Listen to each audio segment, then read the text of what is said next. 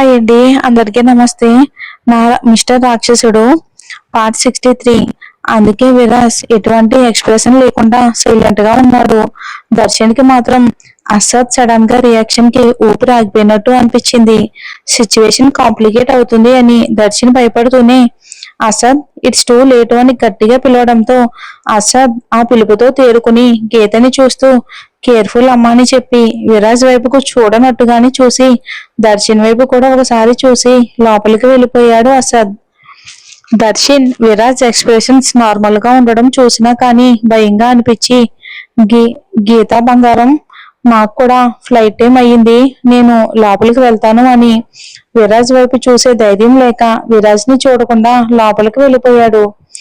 గీత వాళ్ళిద్దరు వెళ్ళిపోవడంతో కాసేపు అలానే చూసి విరాజ్ వైపుకు చూడగానే విరాజ్ ఫేస్ నార్మల్ గానే ఉండడంతో విరాజ్ హ్యాండ్ పట్టుకోగానే విరాజ్ గీత వైపుకు చూడడంతో ఇద్దరూ కలిసి ఇంకా ఇంటికి వచ్చేసారన్నమాట. అసద్ గీతని ముద్దు పెట్టుకుని దాని గురించి ఏమీ అనలేదు. ఎందుకంటే అసద్ ప్రేమ స్వచ్ఛమైనది. రోజులు చాలా స్పీడ్ గా గడిచిపోతూ ఉన్నాయి. అనుకున్నట్టుగానే ఎంగేజ్మెంట్ రోజు రానే వచ్చింది. సిద్ధార్థ్ గారు ఎంగేజ్మెంట్ ని కూడా చాలా ఘనంగా ప్లాన్ చేశారు. చారి గారు, ఆనంద్ గారు ఏదైనా మండపంలో చేద్దామంటే దానికి సిద్ధార్థ గారు వెంటనే నో చెప్పేశారు. నా ఏంజల్ కి సంబంధించిన ఏ ఫంక్షన్ అయినా ఈ ఇంట్లో జరగలేదు కాబట్టి నా బంగారానికి సంబంధించిన ప్రతి ఫంక్షన్, అది చిన్నదైనా పెద్దదైనా, ఈ ఇంట్లోనే జరగాలి అని చెప్పడంతో ఆయన మాటకి ఎవరూ కాదనలేకపోయారు. ఎందుకంటే వాళ్ళకు కూడా ఆ మిస్సింగ్ ఫీలింగ్ అలానే ఉండిపోయింది కాబట్టి. సిద్ధార్థ గారు గీతకి సంబంధించిన ప్రతిదీ ఇంటికి తెప్పించి మరి గీతకి నచ్చేలా తీసుకున్నారు. విరాజ్ ఈ గ్యాప్ లో వర్క్ లో బాగా బిజీ అయ్యాడు. కానీ ఎంత బిజీగా ఉన్నా గీతతో స్పెండ్ చేసే టైం ని అస్సలు మిస్ చేసేవాడే కాదు. విరాజ్ చూపించే ప్రేమ, అల్లరి ప్రతి క్షణం గీతని తనని తాను మర్చిపోయేలా చేసేది. అలాగే ఎంగేజ్మెంట్ రోజు రానే వచ్చింది. ఇన్ని రోజులు ఆ ఇల్లు ఎంత అందంగా రిచ్ లుక్ తో ప్రతిదీ తీర్చిదిద్దినట్టున్నా కానీ గీత రాకముందు వరకు ఎప్పుడూ నిశ్శబ్దానికి సంకేతంగా ఉండేది. ఇప్పుడు ఆ ఇంటి కళ, ఇంట్లో ఉన్న వాళ్ళ ప్రాణానికి సమానమైన గీత కారణంగా మరింత సరికొత్తగా రంగులు అద్దుకుని ఎంగేజ్మెంట్ కే పెళ్లి కళను తీసుకొచ్చింది.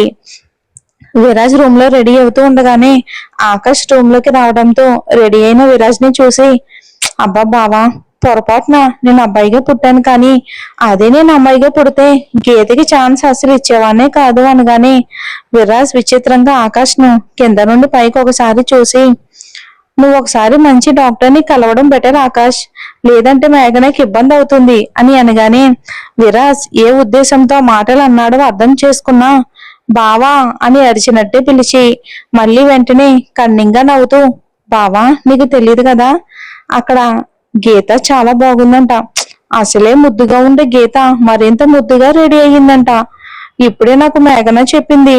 మళ్ళీ ఫంక్షన్ స్టార్ట్ అయితే ఆ హడావుల్లో నేను నా చెల్లిని ప్రశాంతంగా చూసుకునే ఛాన్స్ మిస్ అవుతుంది. అందుకే గీతా రూమ్ కి వెళ్తున్నా, బాయ్ అని అనగానే విరాజ్ మరింత కన్నింగ్ స్మైల్ చేస్తూ, ఆకాష్ నువ్వు కాలేజ్ డేస్ లో ఎలా అమ్మాయిలతో ఫ్లట్టింగ్ గా మాట్లాడేవాడువో ఎప్పుడైనా మేఘనాకి చెప్పావా అని అనగానే డోర్ వరకు వెళ్ళిన ఆకాష్ వెనక్కి తిరిగి మొహం అంత వికారంగా పెట్టుకుని, ఎవరైనా అలాంటి విషయాలు వైఫ్ కి చెప్తారా బావా, నీకు బిజినెస్ ఎలా చేయాలో తెలుసు కానీ కొన్ని విషయాలు అస్సలు తెలియదు బావా, అందుకే అప్పుడప్పుడు నా సలహాలు తీసుకుంటూ ఉండు అని ఆకాష్ అనగానే విరాజ్ అదే స్మైల్ కంటిన్యూ చేస్తూ, ఇప్పుడు నీ ఫ్లడ్డింగ్ విషయం నేను మేఘనాకి చెప్దామని అనుకుంటున్నాను ఆకాష్, మరి నీ ఒపీనియన్ ఏంటి ఆకాష్ అని విరాజ్ అనగానే ఆకాష్ కంగారుగా విరాజ్ దగ్గరకు వచ్చి, బావా ఈ ఒక్కసారికి నన్ను వదిలే బావా ప్లీజ్, నీతో ఇలా మాట్లాడితే పరిణామాలు ఎంత తీవ్రంగా ఉంటాయో తెలుసు కూడా మాట్లాడ్డాను అని అనగానే విరాజ్ ఎలాంటి ఎక్స్ప్రెషన్స్ లేకుండా ఆకాష్ ని చూస్తూ, నేను ఇప్పుడు నా ప్రిన్సెస్ ని మీట్ అవ్వాలి, అది కూడా ఒంటరిగా అని, నేను వెళ్లే టైంకి అక్కడ ఎవరూ ఉండకూడదు అని అన్న విరాజ్ మాటలు విని ఆకాష్ ఏడుపు మొహం పెట్టుకుని, బావా ఇది చాలా అన్యాయం తెలుసా, అక్కడ అందరూ ఉన్నారు, ఇప్పుడు నేను ఏదైనా చేస్తే నన్ను మా నాన్న చంపేస్తాడు, ఈ ఒక్కసారికి నన్ను వదిలే బావా ప్లీజ్ అని అన్నా విరాజ్ మొహంలో ఎలాంటి చేంజ్ లేకపోవడంతో విరాజ్ ఇక ఒకవేళ నేను చెప్పింది చేయకపోతే అన్నంత పని చేస్తాడని ఆకాష్ ఇక నోరు మూసుకుని గీత రూమ్ దగ్గరికి వెళ్ళాడు. యాక్చువల్ గా ఆకాష్ రాకముందే విరాజ్ ఎంతమంది ఉన్నా గీత రూమ్ కి వెళ్ళి తన ప్రిన్సెస్ ని చూసుకోవాలి అనుకున్నాడు. కానీ అది తెలియని ఆకాష్ మధ్యలో వచ్చి విరాజ్ దగ్గర అతిగా మాట్లాడి బుక్ అయ్యాడు. పాపం. ఇక ఆకాష్ వెళ్ళగానే బాల్కనీ డోర్ సౌండ్ వినిపించడంతో అనుమానంగా అటువైపుకి వెళ్లి డోర్ ఓపెన్ చేయగానే తన ఎదురుగా నుంచున్న గీతని అలాగే చూస్తూ నిలబడిపోయాడు విరాజ్. సిద్ధార్థ గారు గీత దగ్గర ఉండి అన్ని తీసుకున్న విరాజు స్వయంగా డిజైనర్ ఇంటికి పంపించి గీత కంఫర్ట్ ఎక్కడ మిస్ అవ్వకుండా గీతకి నచ్చేలా బెస్ట్ డిజైనర్ తో గీత డ్రెస్సెస్ డిజైన్ చేయించాడు. Light sky blue colour pink combination లో లెహంగాలో ఉన్న గీత ఎంత ముద్దుగా ఉందో విరాజ్ కి మాటలతో చెప్పడం కష్టమవుతుంది. వెంటనే ఏదో గుర్తుకు వచ్చినట్టు గీత వైపు సీరియస్ గా చూడగానే విరాజ్ డోర్ ఓపెన్ చేసిన దగ్గర నుండి విరాజ్ ని మైమర్చిపోయి చూస్తున్న గీత విరాజ్ ఫేస్ ఎక్స్ప్రెషన్స్ మారడంతో పళ్ళు అన్ని కనిపించేలా బ్రైట్ గా ఒక స్మైల్ ఇచ్చిన విరాజ్ ఇంకా అలానే ఉండడంతో గీత ఇక నర్వస్ గా తల కిందకి దించేసి నాకు మిమ్మల్ని చూడాలి అనిపించింది విరాజ్ సార్, అందుకే ఇలా మేఘన హెల్ప్ తో ఇక్కడికి వచ్చేసాను అని విరాజ్ నుంచి ఎలాంటి ఆన్సర్ లేకపోవటంతో గీతకి తను అలా రావడం విరాజ్ కి నచ్చలేదేమో అనుకుని నేను వెంటనే నా రూమ్ కి వెళ్ళిపోతాను అని వెనక్కి తిరిగేసరికి విరాజ్ గీత చేపట్టుకుని ఆపేసి తన వైపుకు తిప్పుకున్నాడు. గీతని దగ్గరికి తీసుకుని తన నడుం చుట్టూ చెయ్యి వేసి నేను వచ్చేవాణ్ణి కదా ప్రిన్సెస్, నువ్వెందుకు వచ్చావు? సేఫ్ గా వచ్చావు కాబట్టి సరిపోయింది, ఇంకెప్పుడు ఇలాంటి పనులు చెయ్యొద్దు అని అన్నాడు స్ట్రిక్ట్ గా. కానీ గీత తన కోసం అలా రావటం విరాజ్ కి చాలా అంటే చాలా నచ్చింది, మాటల్లో చెప్పలేనంత. కానీ అదే ఒకవేళ పైకి చెప్తే గీత మళ్ళీ ఇలాంటి పనులు చేస్తుంది అని విరాజ్ అలా అన్నాడు. విరాజ్ మాటలు తల పైకి ఎత్తిన గీత విరాజ్ మొహం మీద చేతులు వేసి నాకు మిమ్మల్ని చూడాలని చాలా బలంగా అనిపించింది, అందుకే ఇలా అని అనగానే విరాజ్ గీత మాటలకి గీత చుట్టూ ఉన్న తన హ్యాండ్ ని ఇంకా బిగించి అవునా మిస్సెస్, విరాజ్ కి అలా ఎందుకు అనిపించిందో తెలుసుకోవచ్చా అని విరాజ్ తన అల్లరిని దాచేస్తూ అడగగానే గీత విరాజ్ మాటలకు అంతే ప్రేమగా విరాజ్ ని చూస్తూ మరింత అందంగా బ్లష్ అవుతూ నాకు నా మిస్టర్ హబ్బీ రావణ్ణి చూడాలి అనిపించింది, అందుకే వచ్చాను అని అనగానే విరాజ్ కూడా అందంగా స్మైల్ చేస్తూ గీతని తన చేతుల్లో దాచేశాడు. చాలా బాగున్నావు బేబీ, చాలా అంటే చాలా. గీత చెవిపై ముద్దు పెట్టగానే గీతకి విరాజ్ ఊపిరి అంత దగ్గరగా తగలడంతో విరాజ్ కి దూరం జరగబోయింది. గీత మూమెంట్ ని ఎక్స్పెక్ట్ చేసిన విరాజ్ గీతని మరింత బలంగా దగ్గరికి తీసుకుంటూ చాలా పాపం తెలుసా, అసలు ఇంత దగ్గరగా వచ్చి హబ్బీకి ఏం గిఫ్ట్ ఇవ్వకుండా వెళ్ళిపోవడం అని లో వాయిస్ తో అనగానే గీత ఎలాంటి గిఫ్ట్ విరాజ్ కోసం తేకపోవటంతో గీత విరాజ్ చేతుల్లో అలానే ఉండి ఇబ్బందిగా కదులుతూ బిక్కమొహం వేసింది. గీతను అలా చూడగానే విరాజ్ కి మరింత ముద్దొచ్చి గీతని రెండు చేతులతో ఎత్తుకుని అక్కడే హైట్ ఉన్న టేబుల్ పై కూర్చోబెట్టాడు. ఇప్పుడు గీత టేబుల్ మీద కూర్చుని ఉన్న గీత ఫేస్ విరాజ్ ఫేస్ కి సమానంగా ఫేస్ అవుతుంది. అసలే విరాజ్ గిఫ్ట్ అనగానే అయోమయంలో ఉన్న గీతకి ఇప్పుడు విరాజ్ అలా ఎందుకు కూర్చోబెట్టాడు అనేది అర్థం కాక చూస్తూ ఉండిపోయింది. విరాజ్ గీతని అలాగే చూస్తూ సున్నితంగా గీత పెదవులు అందుకుంటాడు. గీత ఆలోచించే లోపే విరాజ్ అలా కిస్ చేయడంతో విరాజ్ చుట్టూ ప్రేమగా చేతులు వేసి అలానే ఉండిపోయింది. తర్వాత కాసేపటికి విరాజ్ వదలగానే గీతకి విరాజ్ అలా ఎందుకు టేబుల్ మీద కూర్చోబెట్టాడు అనేది అప్పుడు అర్థమయ్యింది. విరాజ్ వేసుకున్న డ్రెస్ తాలూకు డిజైన్ విరాజ్ హక్ చేసుకున్నప్పుడు గీతకి గుచ్చుకున్నట్టుగా అనిపించడంతో గీత ఇబ్బందిగా కదలడం చూసిన విరాజ్ గీతకి ఇబ్బంది కలగకుండా వాళ్ళ ముద్దు డిస్టర్బ్ అవ్వకుండా అలా కూర్చోబెట్టాడు.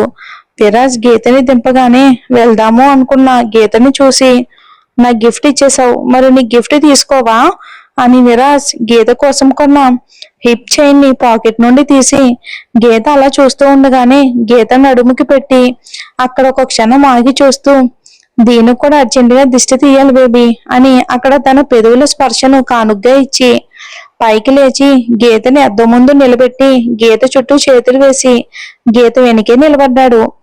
అద్దంలో తనని తను చూసుకుంటూ మొదట విరాజ్ పెట్టిన హిప్ చైన్ చూడగానే అది చూడడానికి మామూలుగా కనిపిస్తున్నా దాని చుట్టూ ఉన్న చిన్న చిన్న లాకెట్స్ వాళ్ళ లైఫ్ లో జరిగిన ప్రతి మూమెంట్ ని గుర్తు చేసేలా ఉన్నాయి.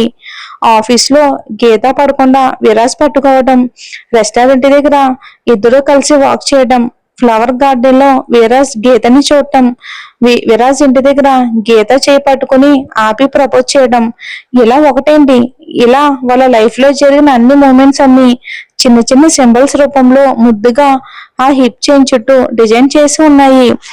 అది ఎంత అందంగా ఉంది అంటే విరాజ్ దానిని ఎంతో ఇష్టంగా చేయించాడో ఆ కష్టం అందులో తెలుస్తుంది. గీత దాన్ని తడిమి చూసుకుంటూ ఒక సింబల్ దగ్గర చెయ్యి ఆపి చూస్తుంది. అది ఒక స్కార్ఫ్ కట్టుకున్న అమ్మాయి. అది ఒక సింబల్, బట్ అది మాత్రం గీతకు అర్థం కాలేదు. మళ్ళీ అంతలోనే గీత తను విరాజ్ కి ప్రపోజ్ చేసిన సింబల్ కూడా అందులో లేకపోవడంతో గీత విరాజ్ వైపుకు చూడగానే విరాజ్ కి గీత డౌట్ తెలిసినట్టు గీత చేయి పట్టుకుని ఒక్కసారిగా గీతని రౌండ్ గా తిప్పాడు. విరాజ్ అలా సడన్ గా తిప్పడంతో షాక్ అయ్యి అనుకోకుండా అద్దంలో చూడగానే తను వేసుకున్న లెహంగా సెట్ చేసిన ఓణితో కలిపి చూస్తే విరాజ్ గీత ఇద్దరు మోకాళ్ళపై కూర్చుని కిస్ చేసుకుంటున్నప్పుడు వాన పడుతున్న సీన్ కనిపిస్తుంది. అది ఎంత పరీక్షగా చూసినా ఎవరికి తెలిసే ఛాన్సే లేదు. కేవలం అది ఒక ఫిక్స్డ్ స్పీడ్ తో తిరిగినప్పుడే ఇక కుర్చీలలో ఉన్న లెహంగా ఓపెన్ అయ్యి విరాజ్ గీతల మూమెంట్ కనిపిస్తుంది. విరాజ్ గీతని పట్టుకుని ఆశ్చర్యంగా చూస్తున్నా గీతతో ఎలా ఉంది ప్రిన్సెస్, నీకు నచ్చాయా అని అనగానే విరాజ్ ప్రేమకి కళ్ళల్లో ఆనందంతో నీళ్లు తిరుగుతున్నాయి. కానీ అవి బయటకు వస్తే విరాజ్ కి నచ్చదని కంట్రోల్ అవుతూ ప్రేమగా విరాజ్ ని చూస్తూ చాలా టైం పట్టుంటుంది కదా అంత పర్ఫెక్ట్ గా రావటానికి అని అనగానే నీకు నేను ఇచ్చే ఫస్ట్ గిఫ్ట్ ఆ మాత్రం పర్ఫెక్షన్ లేకుండా ఎలా ఉంటుంది అని సింపుల్ గా చెప్పాడు. కానీ ఆ డిజైన్ కోసం ఎంతో సెర్చ్ చేసి అంత పర్ఫెక్ట్ గా వచ్చేలా చేశాడో విరాజ్కి మాత్రమే తెలుసు. గీత ఇష్టం సంతోషం కోసం విరాజ్ ఎంత ఎఫర్ట్ అయినా పెడతాడు. కానీ గీత చిరునవ్వు ముందు విరాజ్ కి అవేవి ఆన్ ఇంపార్టెంట్ థింగ్స్. ఎదుటివారు మనల్ని ప్రేమించినంత మాత్రాన వేరే వాళ్ళని మనం ప్రేమించాలని లేదుగా. నాకు తెలిసినంత వరకు ప్రేమ అనేది రెండు వైపుల నుండి ఉంటేనే సక్సెస్ అని కాదు. మనం ప్రేమించిన వారికి లైఫ్ అంతా తోడుగా ఉండగలిగిన నా దృష్టిలో ఆ ప్రేమ కూడా సక్సెస్ అనే నా ఫీలింగ్. అశ్రద్ధలాగా ఏమంటారు?